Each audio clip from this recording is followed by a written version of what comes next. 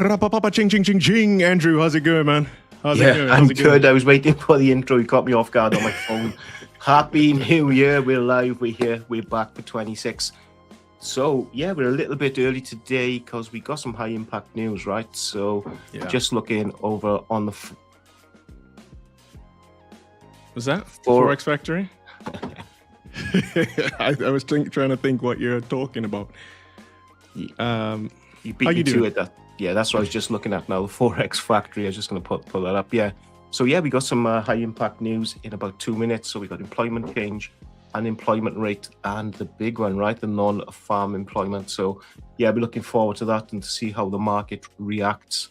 Also, later on, we do have the consumer sentiment from Michigan, right? Which in the past has tripped us up on the S&P. So, yeah, we'll be taking a look at that later on. So I think what we should do is, should we get up a chart ready? We got 1 minute to go, and let's see how the S&P reacts. Yeah, here we go. That's S&P now.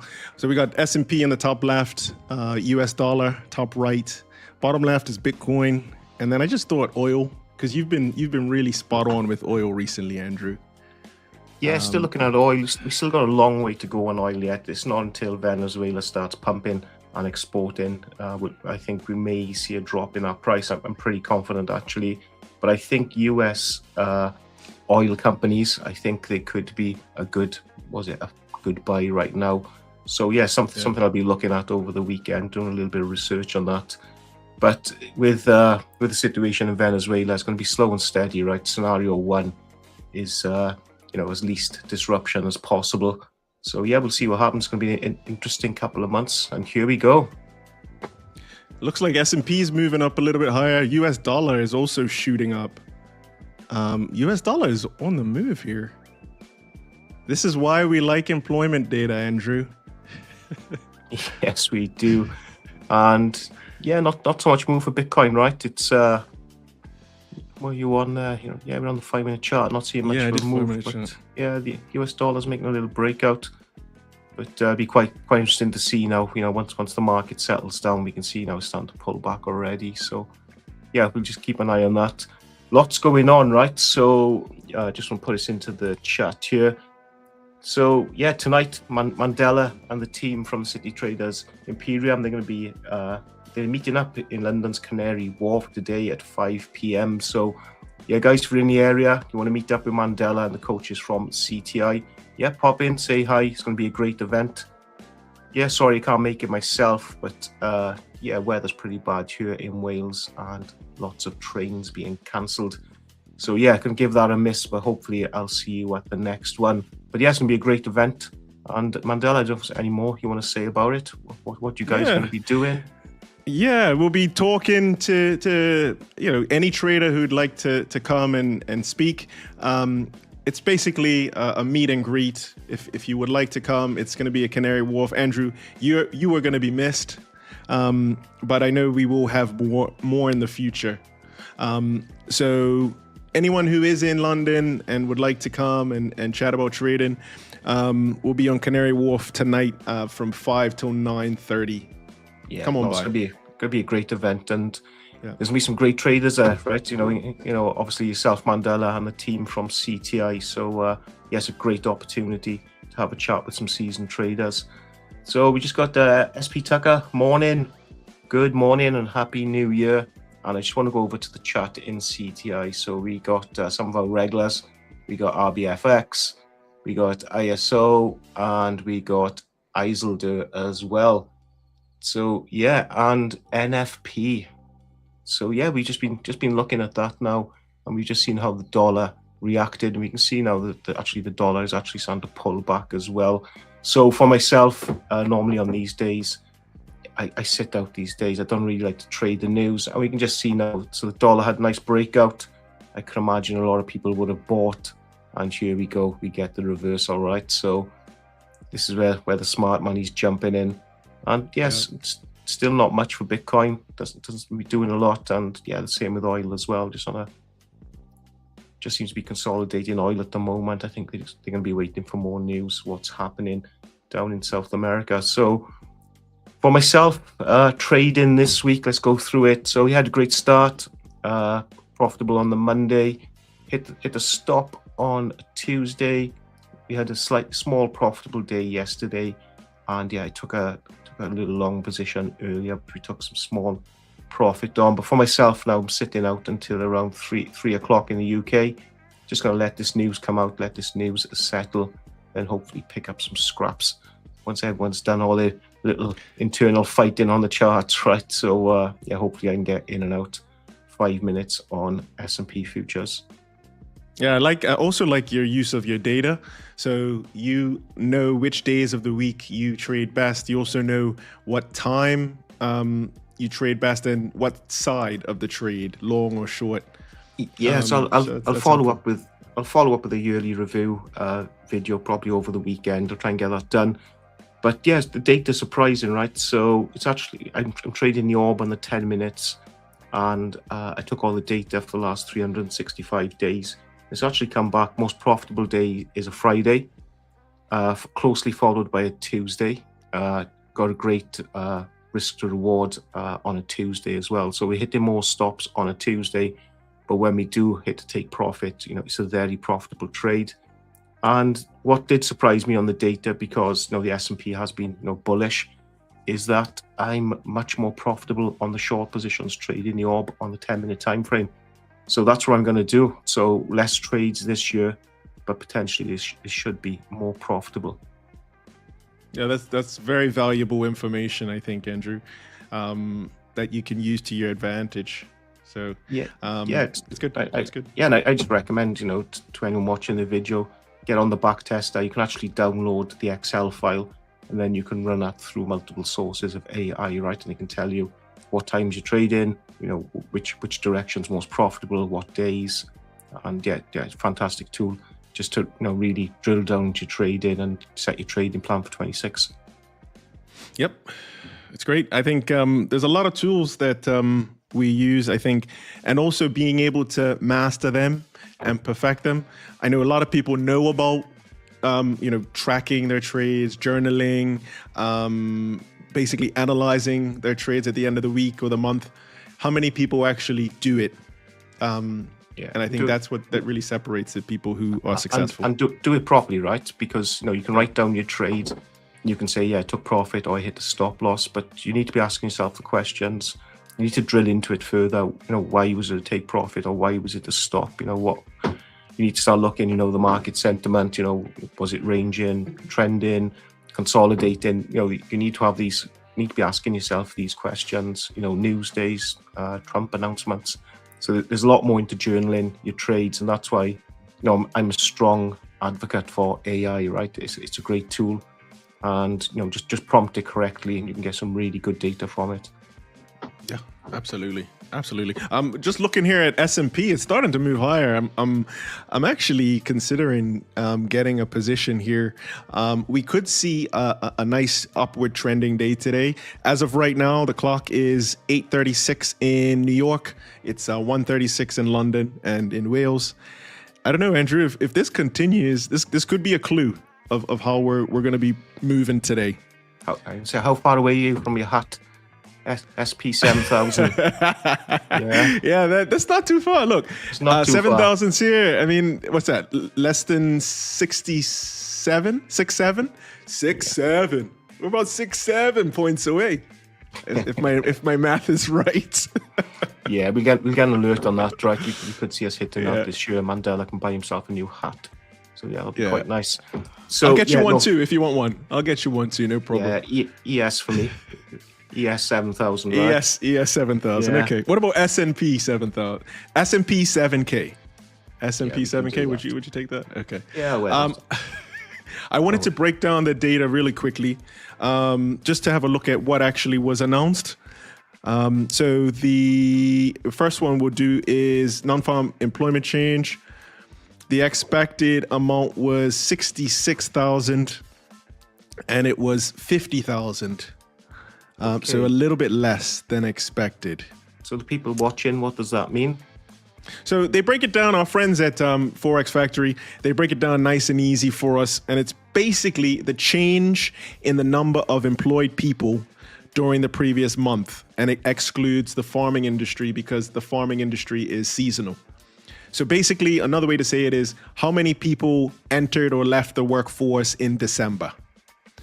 So analysts were expecting 66,000 people to enter the workforce in December.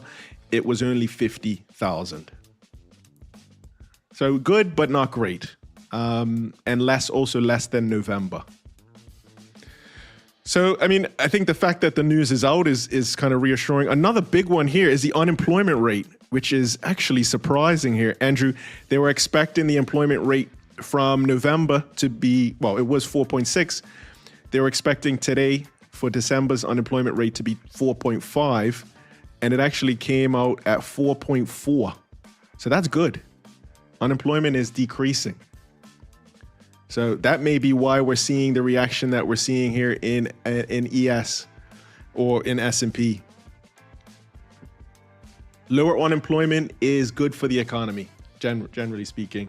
So it's, great, right? It's less welfare, more taxes, more contributions, into the system, right? So that is good news. Okay. So, right, we've done the news, guys. So, I can see we got the General's in the house. General. Yeah, General. How's it going, General? Yeah, so, Happy New Year, guys. And any questions, drop them into the chat, and we'll start looking at some charts. Yeah, we could do some charts. A reminder, did we tell them about the prize giveaway yet? We didn't tell them about the prize giveaway. Okay, let's just do a quick one. If you're interested in the prize giveaway, the link is in the description. That's... any tips for anybody who wants to enter the prize giveaway, Andrew? Or do it now. Don't do it when we say there's 1 minute to go. So we'll enter the prize giveaway. $5,000 account, challenge account with the guys over at City Traders. Imperium, get over to these guys. Yeah, you got a chance to win an account, and do it now, right? So we're on a hard stop today, so. Yeah, there'll be no more 5 minutes. So if you want to enter the giveaway, we'll stop in there. Stop it. Please do it now, okay? Okay. Do you think that they cooked the numbers on the unemployment? I personally don't think so. Don't really want to get into politics too much, but we are seeing a decrease in the US of people who shouldn't be there or shouldn't be working there. And potentially, that could be opening up jobs in the US. That could be one reason. Apparently, industry's booming over there. So if we got anyone from the US, drop it into the chat and let us know what the situation is, because obviously we're just taking it from the UK news. Yeah, our live chat is always open for people's thoughts and opinions. I know we got a lot of people who have boots on the ground. In various jurisdictions, and I think you are the Venezuela whisperer, Andrew. You've been keeping your finger and your ears to the ground. Yes, on Venezuela. Got some close interests in Venezuela, but it's my day job. It's what I do. So it was Venezuela on the weekend, and today now I'm occupied with situation in Iran. So it's been a busy new year for me already with everything that's going on. But Venezuela, I'm bullish on Venezuela if they continue this change. Critical minerals, oil, we've heard oil being mentioned loads of times. So there's going to be some good opportunities there. I think the Venezuelan stock market's up 120% since Saturday. Yeah, it's crazy, man. It's crazy. Imagine you would have gotten in, the last week of the year, or just before Saturday. Remember those Bolivias I brought back and give to you? Yeah, I remember this. Yeah, let's hope. Yeah, if they can reduce the inflation by 1,000%, we'd be okay, Yeah, I think that's good. Just hold on to them. Yes, got mine safe. So, what do you think about being cooking the numbers? Yeah, it's a good question. I mean, look, I do know that Trump wants to be the greatest president in history. I know he wasn't happy when the numbers didn't look nice. They were, less favorable for him. So I don't know. I would like to say I don't know, because I really don't.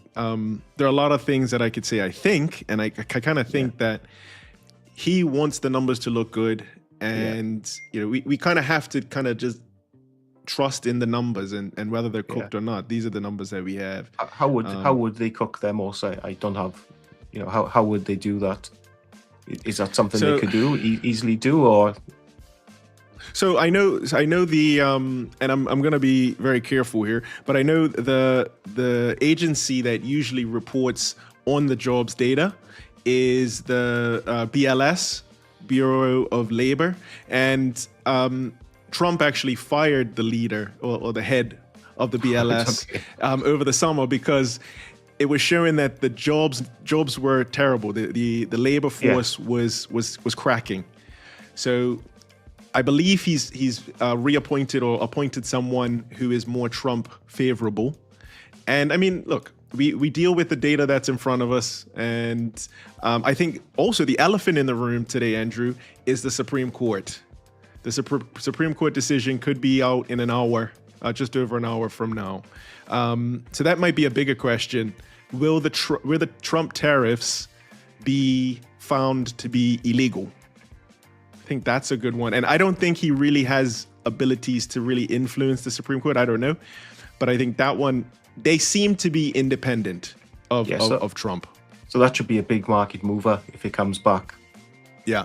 That's favorable, right? So we could see some movement there. So yeah, we have a chart here. This is not accurate to be precisely accurate. It's not going to be perfect, but Polymarket saying there is a 24% chance, 25% chance that they are ruling in favor of Trump tariffs. Okay. So in other words, there's a 75% chance that they're illegal. Okay, it's going to be interesting. Yeah, so I'll be keeping an eye on that. Is there anywhere we can? I'll have a look now. I suppose once we finish the stream, if there's anywhere we can follow that, if there's any links for it, because that's going to cause a little bit of chaos, right? Yeah, I think it will. I think it could, if especially if people are saying Trump didn't have the authority to issue these tariffs. Do people need to get refunds now? Is a question. If you've paid tariffs up until this point, do you get money back, and when? And then there's also the argument that Trump has other avenues. There's other legal ways that he could go about applying tariffs. Just this particular technique or legislation didn't work. But he has a list of 4 or 5 different other ways he could still get the job done. So American politics it is quite complicated. There's so much going on with them, right? And there's so much like red tape they have to go through as well. So it's interesting, and it's hard work trying to keep up with it all. There's so much going on in the US right now. Yeah, it's a lot. I mean, I did some research. So there's a section 301, there's a section 232 where he could say, okay, this sector is going to be tariffed. And that's I mean, he could basically apply the tariffs even if the court says they were illegal through his IEPA method. So it could just be something that's blown over. But today will be very interesting, I think, Andrew. Could be a little bit of chaos. Yeah, just a question. So if the Supreme Court rules that the tariffs were illegal, impact on the market, that's going to push it down, right? It's going to have a negative response, right? Yeah, so I think there are 2 sides to that one. Yeah. I think anybody who thinks that tariffs are good, so those who think tariffs are good because they're bringing in a lot of money, the Supreme Court says Trump doesn't have the authority, so we're going to remove the tariffs. I think that could be bad. For those people who think that tariffs are bad, they would then think, okay, removing the tariffs is a good thing. Right. I think it depends on which side you sit on. According to Trump and a lot of his administration, tariffs have brought in record amounts of income. And so I think that the main story has been tariffs are good. So if the Supreme Court gets rid of them, that's negative for the economy, negative for the market. Yeah. So it's not great for the US, right? So it's going to be interesting. I'll be trying to find myself a stream on that later. I'll be following Polymarket, see what happens. No, great. Thanks for that, Mandela. Some great learnings for myself in the chat. So I hope that answers the questions. So should we have a look at some charts? Yeah, let's do it. Some chatting charts. This is what we like to do. It's got to be gold. Yeah, no chat Really always gold? asks for Okay. gold. Yeah, All right. I think it's only you and I trade the S&P, right? So yeah. That is true. Let's go to, this is gold. How far back do we want to go? This is kind of end of December. Let's start December. Okay. So you want to take it first? Yeah. So for myself, it's it's trading nicely above that 9 moving average. It's coming up to a support level on that previous leg, right? If we break that, gold could be looking to go long on gold. But yeah, I'd like to see it break that previous leg high. And be looking this to go one, long. was it be this one over here? This one? Yes, yeah. I'd like to see that break. Yeah. So that one looks like 4,500. Yeah, exactly. You could actually draw yourself a vertical trend line in right from the previous 2 highs. This one? This one? And okay, so something join like those up, join the dots. This. Yeah, there we go. We're starting to looks like it's having a look above. Above it. A bit of peekaboo. Yeah. Let's. So, I'd be interested to see how we close today. Do we close above it going into the weekend? So yeah, close above that, and potentially it could be a long position. Yeah, that's a good one. I think we've been pretty spot on with gold over the last couple months. I don't like to toot our own horn, but I think gold has been one of the few things that we've gotten right over the last few months. So for myself, next candle, open and close above that trend line. I'd be looking at a long position for gold. Let's have a look at Bitcoin, shall we? Yeah, let's do Bitcoin, the coin everybody loves. Here we go. Let's see. It's not looking great. Not looking great. Let's do a daily. So hit the all-time high. When was that? Last year, October. Yeah. And from then, it's been down city. What do you think, Andrew? Higher or lower here on Bitcoin? It's not clear. It's not clear. Yeah, I would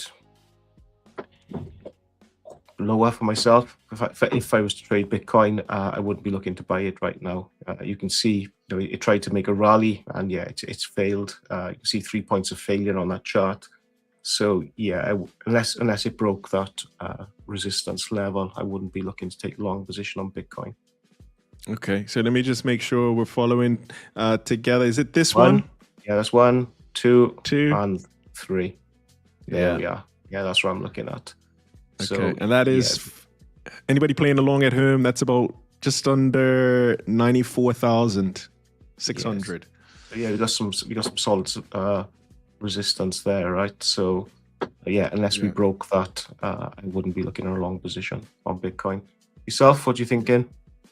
Yeah, I think this low is important. I'm gonna keep it simple here. Anybody who got in at 80,000 or 80,300, I think they abandoned ship if we move back towards it. So I think we're gonna have to stay above sort of 80,000, 85,000 over the next few days. Is going to be important.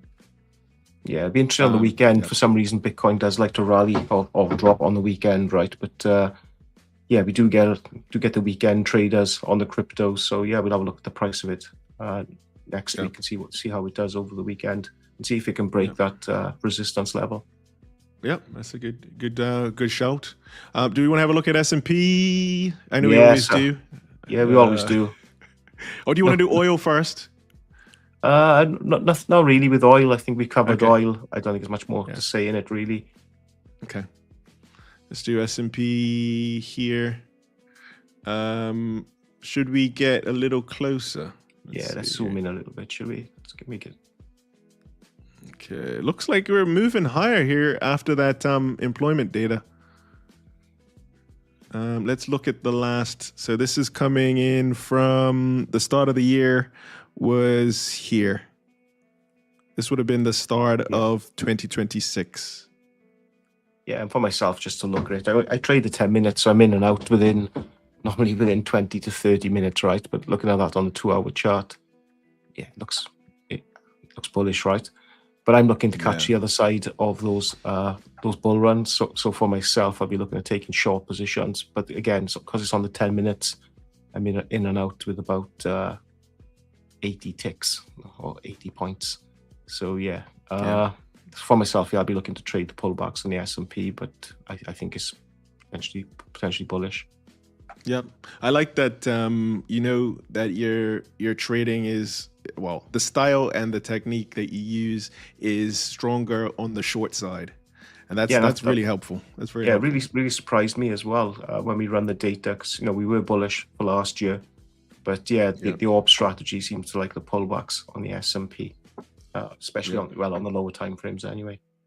Yeah, run it. This is a chart of today, and you see this is why we like to keep our eyes out for data. It just kind of popped higher after the labor data, and it's holding up there. So far, so good, Andrew. So far, so good, but we have got some more news in 1 hour, so we'll see what happens there. Do you want to do the competition? Because I do need to get let's away do it. in 6 minutes. Let's do the competition. Yeah, so competition here.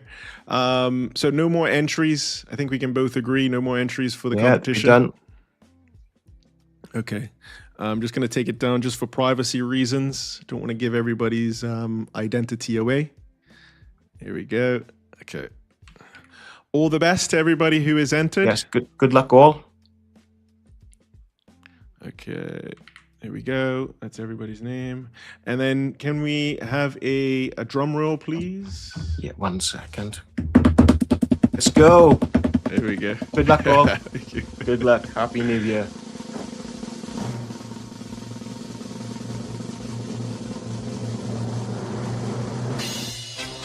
That's Razzie, right? Okay.